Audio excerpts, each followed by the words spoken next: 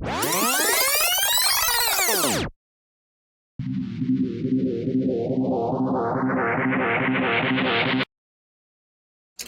moi, je suis ravi d'être là.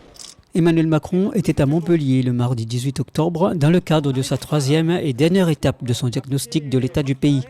Une visite au cours de laquelle l'ex-ministre de l'économie et fondateur du mouvement En Marche s'est rendu à la Paillade dans les locaux de l'association Dom-Tom. Bonjour. Bienvenue chez nous. Ça va ? Pas d'immersion dans le quartier, juste une visite de l'épicerie solidaire de l'association. Pas le temps, pas prévu, mais l'ex-ministre se voulait tout de même rassurant sur le sentiment d'abandon des quartiers populaires de la part des services publics. Je ne dirais pas qu'ils ont été abandonnés, mais je dirais que certains ont subi à la fois le chômage massif, les grandes difficultés économiques, et même quand ils ont bénéficié de la rénovation urbaine, ont pu parfois se sentir enclavés parce que les transports étaient difficiles. Ici, vous avez quand même le tram qui arrive, qui est un axe de désenclavement essentiel et qui a changé la vie de ce quartier. D'autres n'ont pas cette chance. Vous avez malgré tout la mobilité économique et sociale, la capacité à sortir de son quartier, à aller réussir ailleurs, qui ne se fait pas partout et qui est un vrai problème. Donc simplement les politiques publiques, elles doivent être aujourd'hui plus complètes et plus complexes. Emmanuel Macron a ensuite entamé le dialogue avec les directeurs et les bénévoles d'associations. Chômage, mixité sociale, laïcité, difficultés rencontrées par le monde associatif.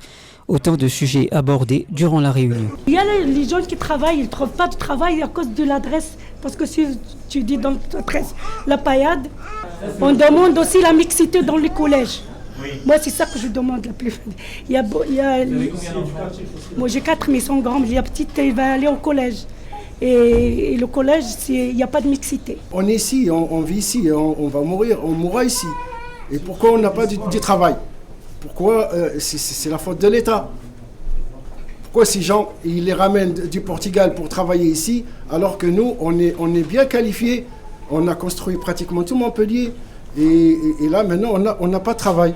Parce qu'en fait, ce que vous me dites, c'est que les associations qui existent, elles ne s'occupent pas de ces publics. C'est ça. Oui, elles ne peuvent pas.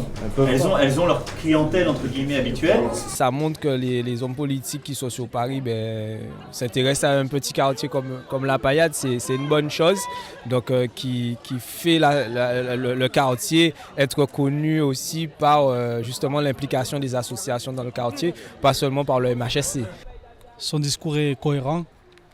Et après, voir s'il s'intéresse à la banlieue, ça, c'est autre chose. Parce qu'après, dans les couloirs, c'est pas lui qui va décider.